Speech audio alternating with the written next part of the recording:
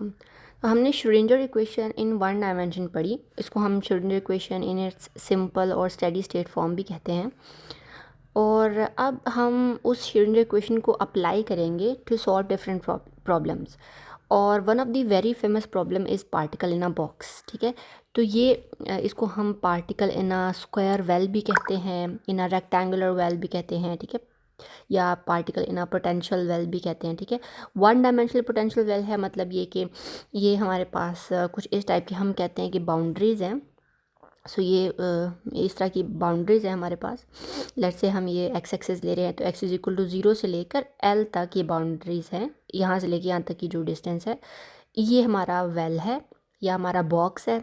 इसके अंदर हम पार्टिकल को कंसिडर करते हैं कि वो फ्रीली मूव कर सकता है इसके अंदर। लेकिन ये कि इसकी वॉल जो हैं वो आप यूँ समझ लें कि बहुत ज़्यादा हार्ड हैं, पार्टिकल इनसे बाहर नहीं निकल सकता। सो सिंस वॉल्स बहुत ज़्यादा हार्ड हैं तो हम ये सपोज करते हैं कि पार्टिकल वॉल्स के ऊपर particle will feel infinite potential.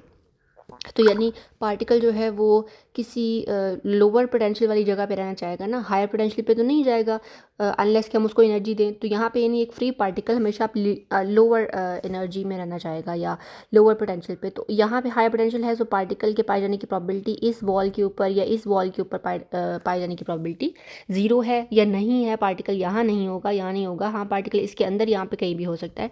सो अब हम क्या करने वाले हैं, हम ये जो पार्टिकल इनसाइड है इसकी एनर्जीज, इसकी प्रोबेबिलिटी वगैरह फाइंड आउट करेंगे। इसका हम देखेंगे कि जो पोजीशन है ऑन द एवरेज पार्टिकल किस पोजीशन में पाया जाएगा इस पूरी जगह में। ऑल्सो हम उसकी मोमेंटम की एवरेज वैल्यू भी पता करेंगे। सो ये सारी चीज़ें हम using this Schrodinger equation find out करेंगे। तो ये इक्वेशन हम पहले डराइव कर चुके हैं, इसी को हम यूज़ करेंगे। थोड़ी सी इसकी थ्योरी देख लेते हैं। कहते हैं the simplest quantum mechanical problem is that for particle trapped in a box with infinite hard walls. अब ये वन डायमेंशनल बॉक्स है, ठीक है, यानी पार्टिकल जो है वो इस तरफ मूव कर सकता है, इस तरफ जा सकता है, आगे पीछे ऊपर नीचे नहीं जा सकता। तो ये वन डायमेंशनल यानी सिंपलेस्ट बॉक्स में भी सिंपलेस्ट बॉक्स है, कि ऐसा बॉक्स जिसमें जो सिर्फ वन डायमेंशन में है। यानी आप कह लो कि ये जो पेज है हमारा, इस पेज में भी पार्टिकल जो है उसके पास क्या वो फ्रीडम है मूव करने की, कि वो आगे जा सकता है, पीछे जा सकता है। पेज 2 डायमेंशनल होता है, ये समझो कि एक लाइन पे एग्जिस्ट कर रहा है। So let us now tackle the same. अब हम क्या कहते हैं कि हम ये जो हमारा पोटेंशियल वेल है इसकी जो बाउंड्री कंडीशंस होंगी, जैसे बाउंड्री कंडीशन क्या है कि हमने अभी कहा ना कि पार्टिकल यहाँ पर इस वॉल पे नहीं पाया जा सकता, इस वॉल पे नहीं पाया जा सकता, हाँ अंदर उसके पास जाने की प्रोबेबिलिटी मैक्सिमम है। तो इस तरह तो इसको हम बाउंड्री कंडीशन में अभी हम देखेंगे, कन्वर्ट कर लेंगे मैथ्स में जैसे हम करते हैं।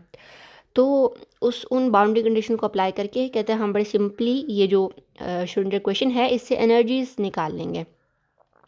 We may specify the particle motion by saying that it is restricted to traveling along the x-axis between x is equal to 0 and x is equal to L by infinitely hard walls। ठीक है, ये infinite ऊपर तक जा रही हैं, यानी particle के पास ऐसा कुछ नहीं होगा कि कुछ सर्टेन एनर्जी लेके वो यहाँ से बाहर निकल सकता हो, यानी ये इनफाइनाइटली हाई वॉल्स हैं, ये कभी भी पार्टिकल इनसे बाहर नहीं निकल सकेगा।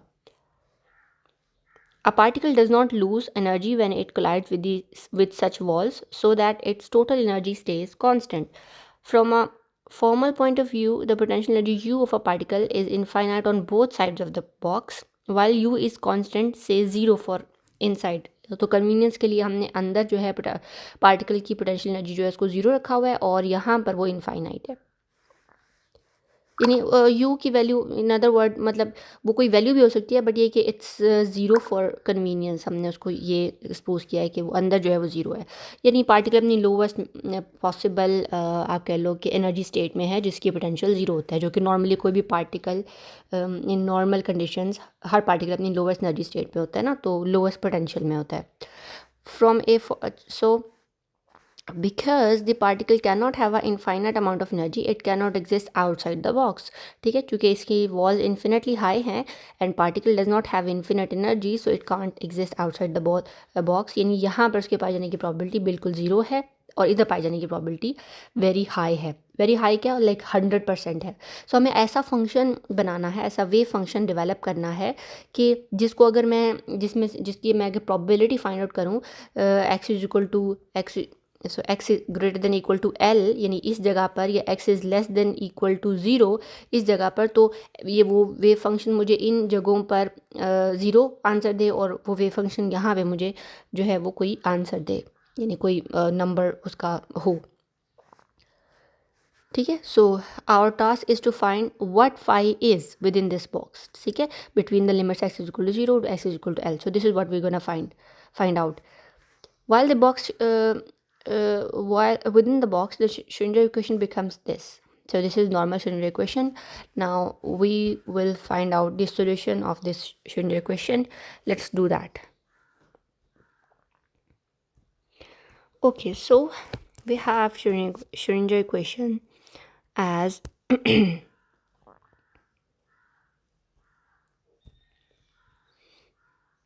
as d square psi over dx square of x plus 2m by e minus b. अच्छा, since psi of x equals 0, since this potential is 0 inside the box, so we will put v is equal to 0. So हमारी question जो है वो reduce हो जाएगी।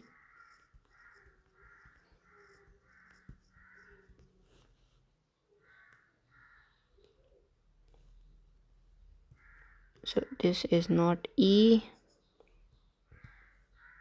it's h bar square psi of x. अब यहाँ से हम क्या करेंगे कि ये जो एक हमें इंक्लूडिंग दिस ई, ये जो सारे कांस्टेंट्स हमें नज़र आ रहे हैं, हम इनको एक कांस्टेंट का नाम दे देते हैं, that is K. So such that K square is equal to 2m e over h bar square. ठीक हो गया. सो अब क्या हो जाएगा कि D square psi over D X square plus K square. ये हमारे पास एक सिंपली एक जो है वो सेकेंड ऑर्डर डिफरेंशियल इक्वेशन बन गई है. इस इक्वेशन का आपने मैथ्स में यकीनन पढ़ा होगा कि ऐसी इक्वेशन, सो ये के कांस्टेंट है यहाँ पे, तो ऐसे इक्वेशन का जो सोल्यूशन है वो हमारे पास कुछ इस तरह से होता है. Psi of x a cos of k x plus b sine of k x. ठीक है, this is the solution of this equation. ठीक है, आप अगर ये भी कर सकते हैं कि इस सॉल्यूशन को वेरीफाई कर सकते हैं by putting Sai of x in here and Sai of x का 2 टाइम्स जो है वो डेरिवेटिव यहाँ पुट करके आप देखेंगे कि left hand side and right hand side equal है. सो यानी ये इस इक्वेशन का सॉल्यूशन है. सो अब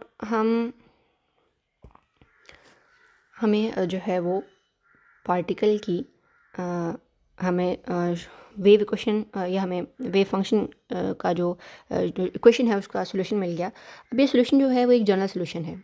ये हमारे पार्टिकल इन बॉक्स में या उसकी बाउंड्री कंडीशंस जो हैं उनके ऊपर, ये उनके लिए सोल्यूशन नहीं है. सो हम उसके लिए बनाने के लिए क्या करेंगे, इसके ऊपर बाउंड्री कंडीशंस अप्लाई करेंगे. बाउंड्री कंडीशंस क्या हैं हमारी?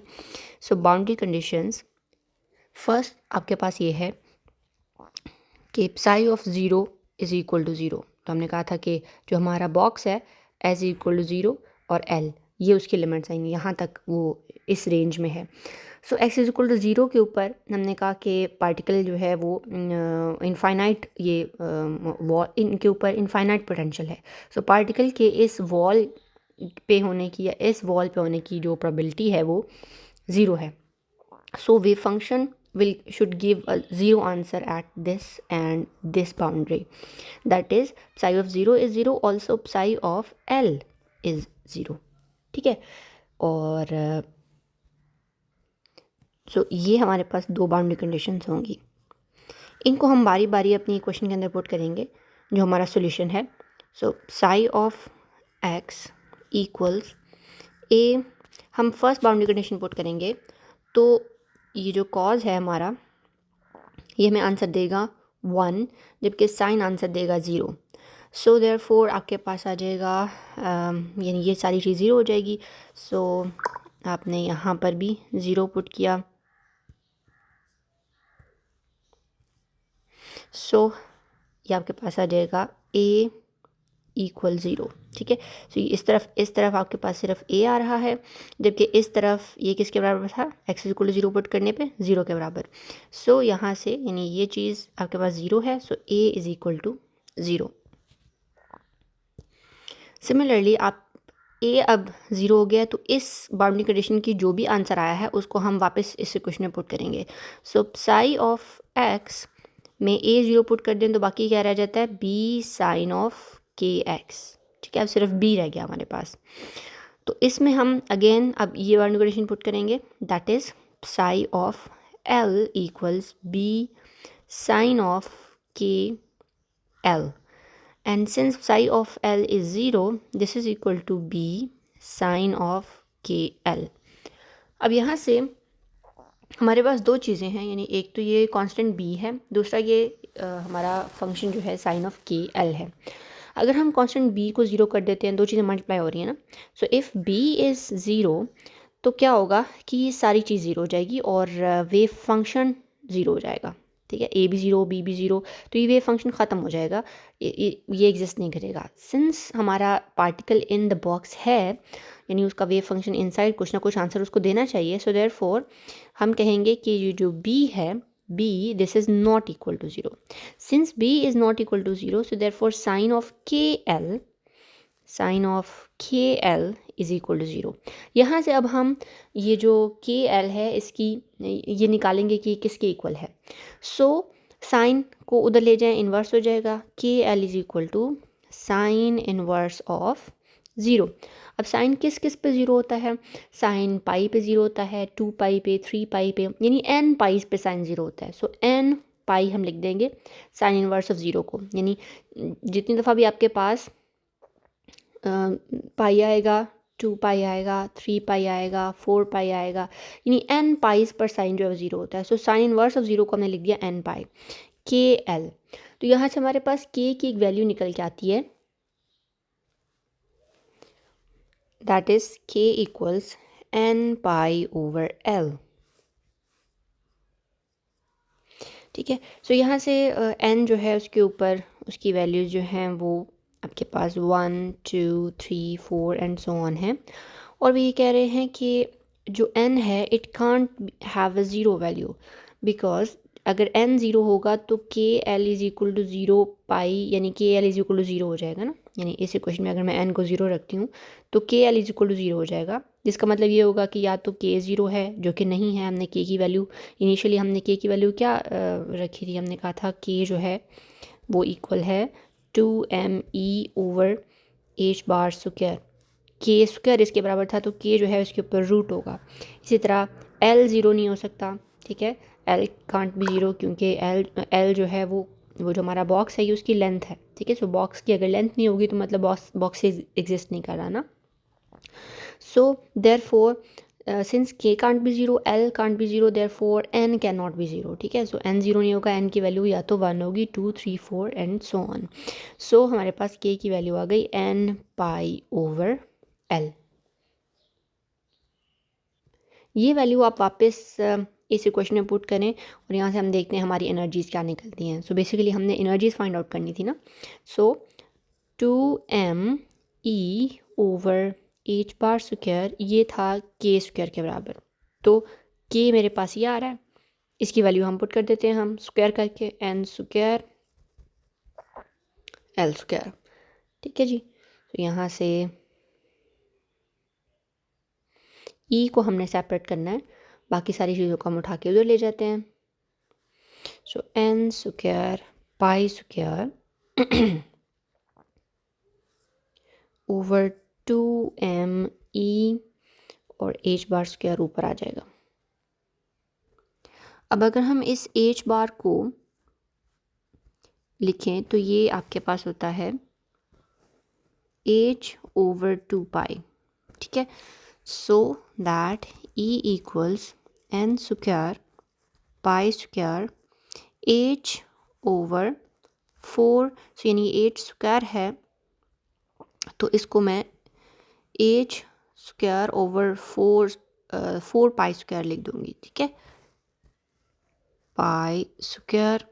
और नीचे आपके पास है 2m एंड e, यहाँ से पाई स्क्वायर कैंसिल हो जाएगा और ये 8 बन जाएगा। सो e आपके पास आ जाएगा n square h square, sorry ये भी स्क्वायर है, डिवाइडेड बाय 8m e।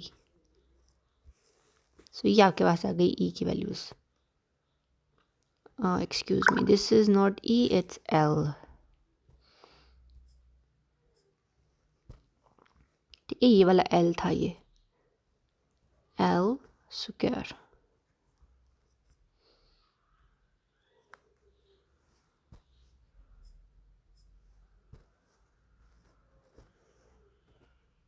सो अब आप यहाँ से देखें कि e जो है वो यहाँ पे क्वांटाइज्ड है। सो e की वैल्यू किस पर डिपेंड करी, n पर। सो अगर मैं n को ऐसे लिख दूँ, ये सारी चीज़ें कांस्टेंट हैं, 8m l स्क्वायर, ठीक है, n पर डिपेंड करी है। सो n की वैल्यू, जब n की वैल्यू 1 होगी तो e 1 आएगा आपके पास। इसको मैं यूँ भी लिख सकती हूँ कि this is e n, energy being quantize, और उसका जो क्वांटम नंबर है वो n है और n की वैल्यू 1 से लेके वेरी कर रही है, 0 उसकी वैल्यू नहीं है, 1 2 3 4 and so on. So first value उसकी होगी h square over 8m l square, e2 आपके पास होगा, ठीक है, n इज इक्वल टू 2 के लिए 4h square over 8m l square. Similarly e3 होगा आपके पास n इज इक्वल टू 3 के लिए 2 to the power 3, that is 3 square basically, so 9h square over 8m l square. So these are the values of energy, ठीक है, based on the values of n.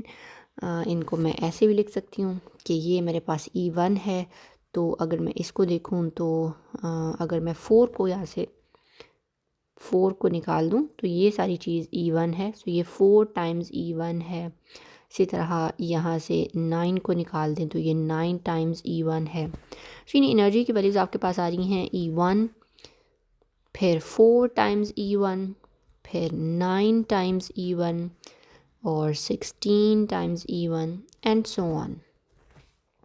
That is if I draw the allowed energy levels, तो मेरे पास n is equal to 1 के लिए energy level E1 है, n is equal to 2 के लिए energy level को हम थोड़ा, सो n इज इक्वल टू 2 के लिए जो एनर्जी लेवल है वो 4 टाइम्स डिस्टेंस के ऊपर है, 4 टाइम्स E1। फिर n इज इक्वल टू 3 के लिए जो है वो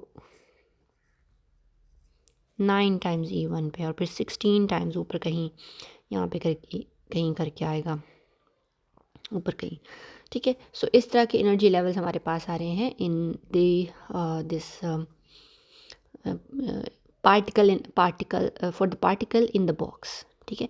सो पार्टिकल बॉक्स में पार्टिकल जो है अगर उसके पास एनर्जी E1 है तो वो लोवेस्ट पॉसिबल एनर्जी लेवल जो है वो ऑक्यूपाई कर रहा होगा, and as the energy increases for greater values of n आपके पास हायर लेवल्स ऑक्यूपाई होंगे और उनकी एनर्जीज जो हैं वो इस तरह आपके पास होंगी। और ये भी कि आप हमने देखा कि energies are quantized, there is no energy level between E1 and 4E1 and 4E1 and 9E1। So इनके बीच में पार्टिकल जो है वो नहीं होगा और ये एनर्जी लेवल जो हैं वो क्वांटाइज्ड हैं। There is no energy between E1 level E1 and E2। So ये लेवल E1 है, ये लेवल E2 है, there is no energy level between E1 and E2। So energies are quantized. So अब अगर हम अपने वेव फंक्शन को देखें, सो हमने एनर्जीज़ निकालनी है, हम देखना चाह रहे हैं कि what is the wave function. Wave function हमारा क्या था, वही वाला ए साइन, ए कॉज और बी साइन वाला। तो उनमें से ए ख़त्म हो गया था, फिर हमने बी को निकाला और फिर हमने वहाँ से के की वैल्यूज़ निकाली। तो अब वो के की वैल्यू हम वेव फंक्शन के अंदर पुट करते हैं और देखते हैं कि वेव फंक्शन फाइनली क्या बन रहा था। तो हमारे पास जब ए 0 हुआ था तो वेव फंक्शन की वैल्यू आई थी B sine of K L, ठीक है। ये हमारा वेव फंक्शन था। इसके अंदर अब हम के की वैल्यू पुट कर लेते हैं, यहाँ पे एक्स भी है।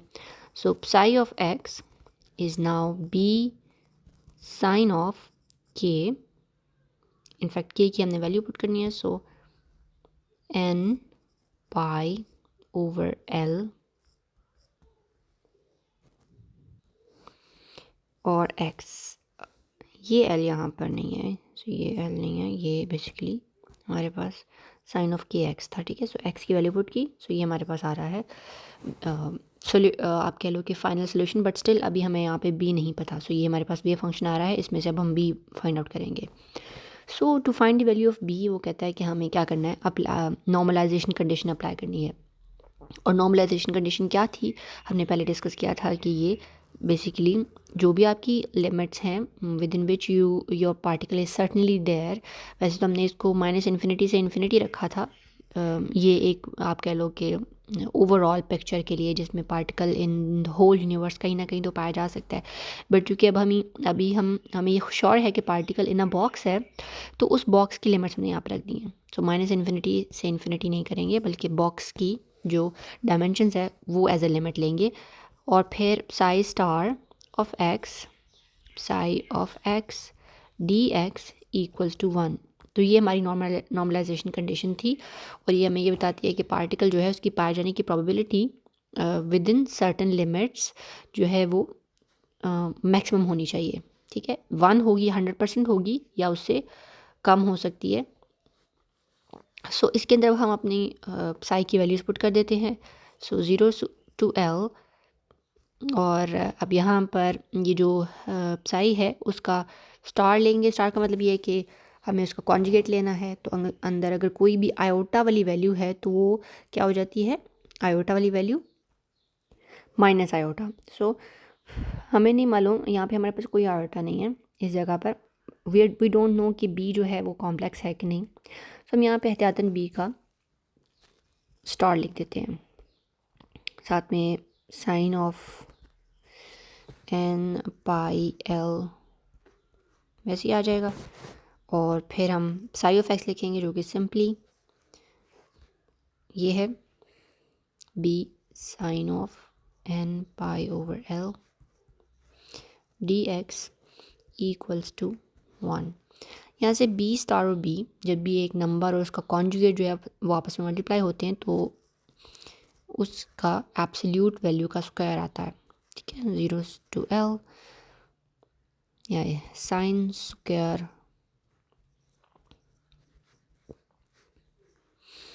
X D X equals to 1। So यहाँ से आप एक आइडेंटिटी यूज़ करेंगे, and that is sine square is equal to 1 minus cos 2 theta divided by 2। सो ये हम यहाँ पुट करने वाले हैं 1 minus cos of 2 N pi over L X divided by 2 D X, this is equal to 1।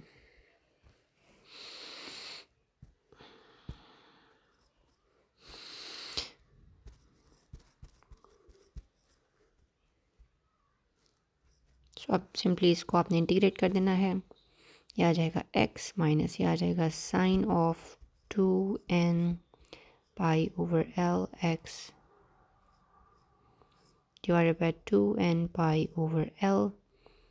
Limits put कर दें 0 से लेकर l तक, दिस इज इक्वल टू 1।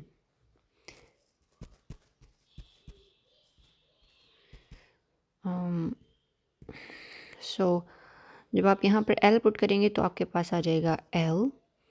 जब इसकी जगह l पुट करेंगे, सो x की जगह जब आप l पुट करेंगे तो l से कैंसिल हो जाएगा, ठीक है, ये कैंसिल हो जाएगा। और साइन ऑफ 2n पाइज आ जाएगा। अब चाहे साइन ऑफ 2n पाई भी हो, लेकिन किसी भी पाई के ऊपर साइन 0 होता है, तो l के ऊपर साइन की वैल्यू 0 होगी। तो फर्स्ट लिमिट पुट की हमने l वाली, जिसमें सिर्फ यहाँ से l सर्वाइव किया, ये वाला ये ख़त्म हो गया। फिर हमने 0 पुट करनी है तो उस पर x भी 0 होगा। जब 0 x की जगह पुट करेंगे तो साइन 0 0, तो दूसरी वाली में सारे मतलब दोनों 0 होंगे। सो आपके पास सिर्फ l आ जाएगा, ठीक है। यहाँ पर आपके पास l आ जाएगा, this is equal to 1। So फिर आपके पास b is equal to 1/L और ये b/2 था, सो 2 जो है ऊपर चला जाएगा, सो यहाँ से आपके पास आ जाएगा n, ये स्क्वायर भी है, so b² is equal to 2/L, that is b is equal to 2/L root. So ये आ गई b की वैल्यू, देयरफॉर अब साई आपके पास आ जाएगा 2/L sign of n/L x। और उसी तरह जैसे हमने e जो है उसके अंदर n था तो उसको e n का था, सब्सक्रिप्ट लगाते थे साथ में, उसी तरह हम यहाँ पे भी क्या करेंगे, साई के साथ यहाँ पे n लगा देंगे। तो यानी ये जो फंक्शन है वो भी हमारे पास इसी तरह आएगा कि जब हम n is equal to 1 put करेंगे तो ये फंक्शन जो है वो इसकी फॉर्म कैसी होगी वो भी हम देखते हैं आगे बुक से। इसी तरह n इज़ इक्वल टू 2 पे कैसी फॉर्म होगी, 3 पे एंड सो ऑन। सो अब अगर हम इन वेव फंक्शंस का जो फंक्शनल फॉर्म है वो देखें, सो यानी वेव फंक्शन हमारे पास कौन से थे, ये, ठीक है। सो n इज इक्वल टू 1 के लिए देखें तो ये कुछ इस टाइप का फंक्शन बन रहा है। इसी तरह n इज इक्वल टू 2 के लिए यानी हायर मॉड के लिए तो वो आपके पास ये वेव फंक्शन बन रहा है। इसी तरह 3 के लिए वेव फंक्शन जो है वो ये बन रहा है। सिमिलरली अगर आप इन्हीं तीनों वेव फंक्शंस के लिए इनकी प्रोबेबिलिटी डेंसिटी देखें, यानी आप क्या करोगे कि साई, यही जो वेव फंक्शन है इसका साई और साई स्टार जो है इनको मल्टीप्लाई करके dx और इंटेग्रल लोगे 0 से लेकर l तक, तो आपके पास क्या आंसर्स आएंगे, वो प्रोबेबिलिटीज़ जो है वो हमने यहाँ पे ड्राइव की हुई हैं, यानी वो यहाँ पे हमने विजुअली रिप्रेजेंट की हैं। So this is Sai 1 square, ठीक है, this is Sai 2 and Sai 3।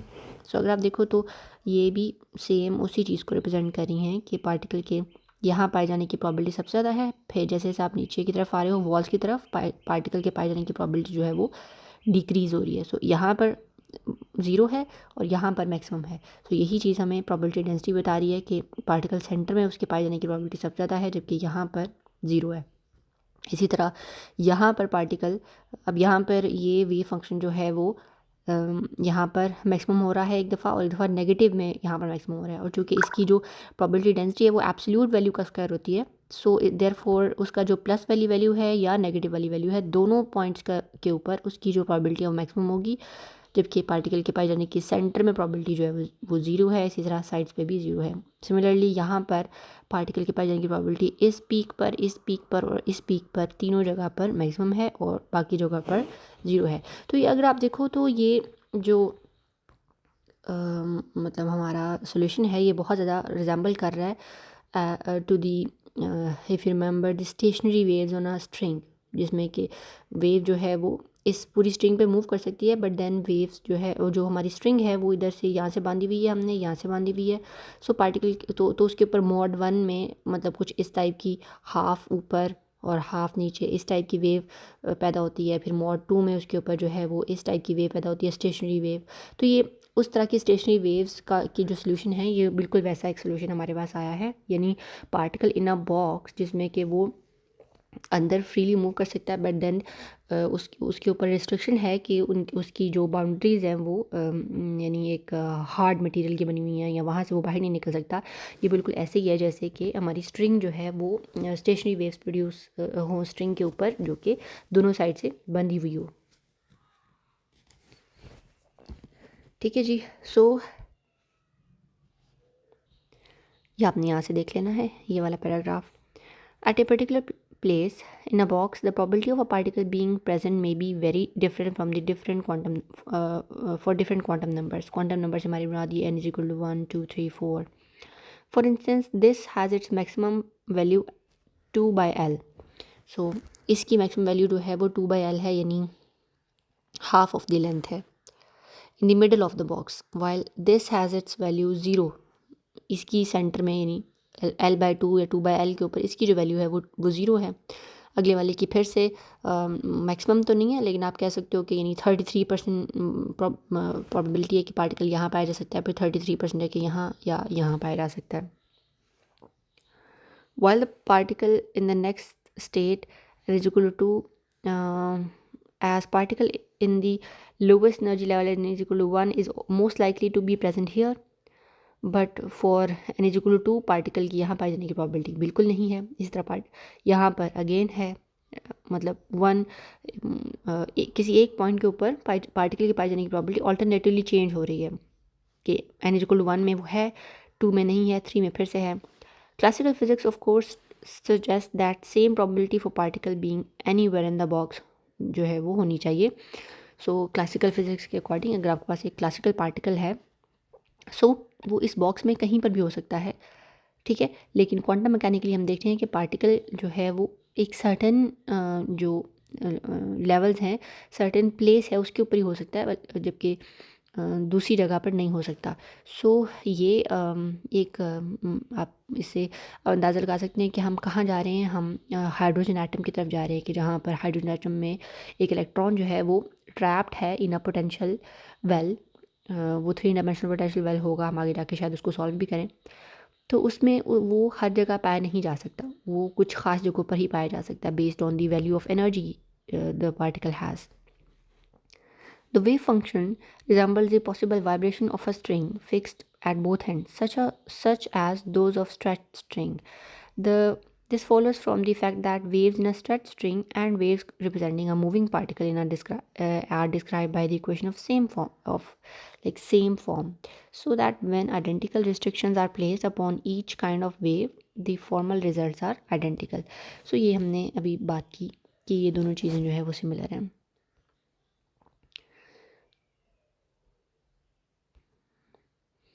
अब ये आपके पास पार्टिकल जो है, इस प्रॉब्लम को आप देख लीजिएगा। इसमें आपके पास उसने एल की वैल्यू जो है वो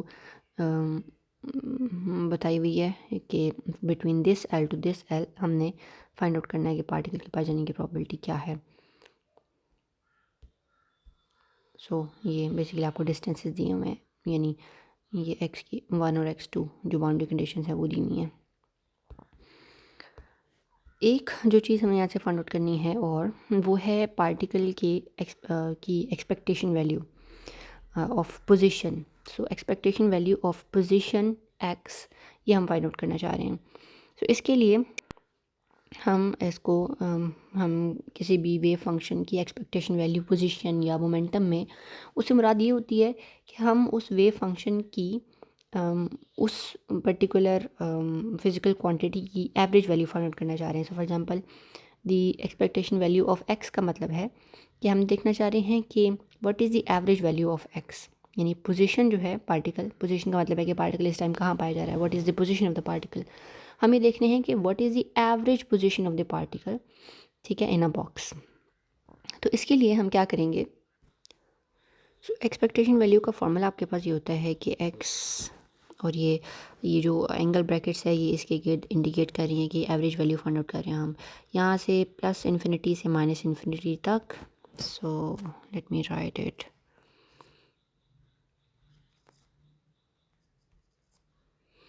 जिस भी वैल्यू की आपने एक्सपेक्टेशन वैल्यू फाइंड करनी है, जिस भी फंक्शन की, जिस भी ऑपरेटर की, वो हम यहाँ पे रखेंगे और dx।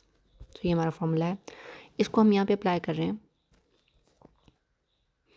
So this equals minus infinity to infinity, जो कि अब हमारे पास 0 to L हो जाएगा। और इसमें हमारे पास वो जो हमारा फंक्शन है वो चूँकि उसका कोई कॉन्जुगेट नहीं है तो सिंपली आप x और साई का मॉड स्क्वायर लिख लेंगे। सो ये आ जाएगा साई का मॉड स्क्वायर 2/L के ऊपर रूट था वो ख़त्म हो जाएगा और 2/L बाहर आ जाएगा, 0 to L आप इसको इंटीग्रेट करेंगे।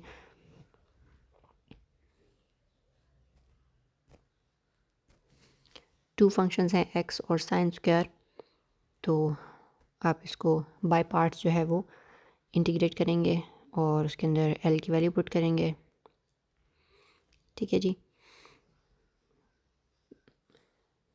अब यहाँ से sine of n pi since it is 0, sine of 2n pi is 1 है, कॉज ऑफ 0 1 है। तो ये सारी चीज़ें आपने सॉल्व कर लेनी है, नॉट वेरी डिफ़िकल्ट। और यहाँ से आपके पास इसकी वैल्यू आ रही है जी L²/4, जिसको बाहर वाले से मल्टीप्लाई करने के बाद एक्सपेक्टेशन वैल्यू ऑफ x आ रही है L/2। That is most probably particle will be found at the centre, ठीक है, जो कि फर्स्ट वेव फंक्शन हमें इंडिकेट भी कर रहा था।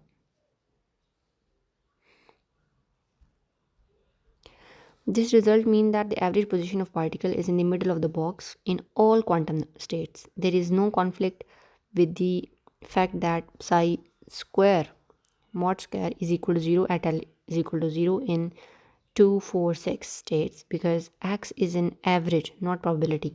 It reflects the symmetry of psi about the middle of the box. तो ये बात आपको समझ आ रही है कि ऑल्दो हमने probability में देखा कि X जो है वो यहाँ पर, तो यहाँ पे L/2 है, तो x यहाँ पर तो मैक्सिमम है, लेकिन यहाँ पे L 0 है, x 0 है। इसी तरह यहाँ पर फिर से वो कुछ उसकी सर्टन वैल्यू एग्जिस्ट करती है। तो कहते हैं ये x का जो मॉड है, it is not probability, it is the average value of x। Average value का मतलब है कि सारी प्लस और माइनस जितनी भी वैल्यूज़ होती हैं उनको सबको ऐड करके हम जो है ये divide by total number of events जिसमें हमने वो वैल्यूज़ कैलकुलेट की थी, तो ये टोटल नंबर ऑफ यानी sorry average value of the how many number of time particle was found in the centre of the box, ये वो है, ठीक है। सो हमने 10 दफ़ा अगर देखा पार्टिकल को कि वो बॉक्स में कहाँ पर है, तो उनमें से मोस्टली पार्टिकल L/2 पे पाया गया, चाहे वो n की इवन वैल्यूज़ थी जिनमें कि उसके सेंटर में होने की प्रोबेबिलिटी 0 थी, या उसकी ऑड वैल्यू जहाँ पर उसमें उसके सेंटर में होने की प्रोबेबिलिटी जो मैक्सिमम थी। So despite that the average value is x, ठीक है जी। सो प्रोबेबिलिटी और expectation value of x is two different things, ठीक है, इसको आपने अंडरस्टैंड कर लेना है।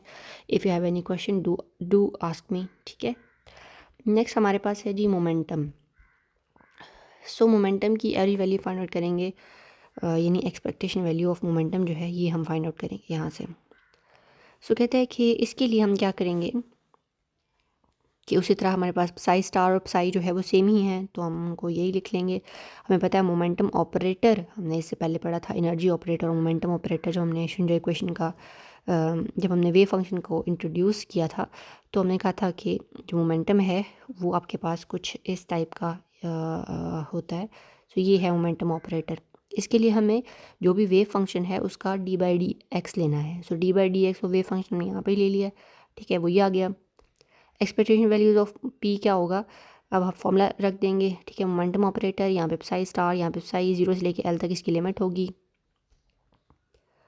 सो ये आपके पास आ जाएगा, यहाँ पे p ऑफ साई आ जाएगा ना, सो p of h over iota को बाहर निकाल देंगे, और ये जो d/dx ऑफ ये सारा यहाँ पुट कर देंगे, ठीक है, ये आ जाएगा। और ये इस साई स्टार की वजह से ये साइन आ जाएगा। सो यहाँ से आपने आइडेंटिटी यूज़ की है, कॉज और sine is equal to this. ये आइडेंटिटी का जो भी सोल्यूशन है इसको यहाँ वापस पुट कर दें, 0 से l तक लिमिट इस पर अप्लाई करेंगे,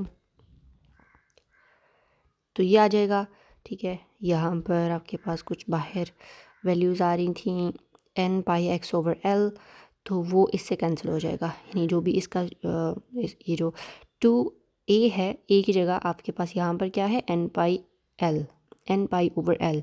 सो a की जगह n/l और 2 ये इस चीज़ से कैंसिल हो जाएंगे, ठीक है। सो आपके पास आ जाएगा h/i/l, और यहाँ से ये इसके अंदर l पुट कर दीजिए और 0 पुट कर दीजिए लिमिट्स। तो जब आप l पुट करेंगे तो l और ये x l की जगह l जो है कैंसिल हो जाएगा, साइन पाई n/, भी 0 होगा, और जब आप 0 पुट करेंगे तो वो भी 0 होगा। सो बेसिकली यहाँ पे मोमेंटम जो है उसकी वैल्यू 0 निकल रही है। Expectation value of momentum is 0 for all values of n, ठीक है। कहते हैं but at first glance this seems strange कि हमारे पास मोमेंटम 0 क्यों आ रहा है। बट देन अगर हम देखें इस इक्वेशन से, जो कि बेसिकली काइनेटिक एनर्जी वाली इक्वेशन है कि half mv² is equal to E, और यहाँ से mv को यहाँ पे आप यूँ लिख लें इसको कि m²v² ओवर m2m ना इज़ इक्वल टू ई, तो यहाँ से p² divided by 2m is equal to E. तो कहते हैं अगर हम ये इक्वेशन सॉल्व मतलब यूज़ करें ये वाली, तो यहाँ से अगर हम p निकालें तो p की वैल्यू आती है 2m को उधर ले जाएं, सो 2me और सिंस पी का स्क्वायर है तो जो आप वो स्क्वायर उधर जाके इसको रूट करेंगे तो ये प्लस माइनस दोनों में आता है ना। और यहाँ से अगर आप इसमें ई की वैल्यू पुट कर देते हैं जो हमने पहले कैलकुलेट की है, तो ई की वैल्यू हम पहले निकाल चुके हैं ना ऊपर। सो वो हम पुट कर दें, ये 2m वहाँ से कैंसिल हो जाएगा, ये आ जाएगा आपके पास, ये नीचे 2ml था, ठीक है। सो ये आ जाएगा।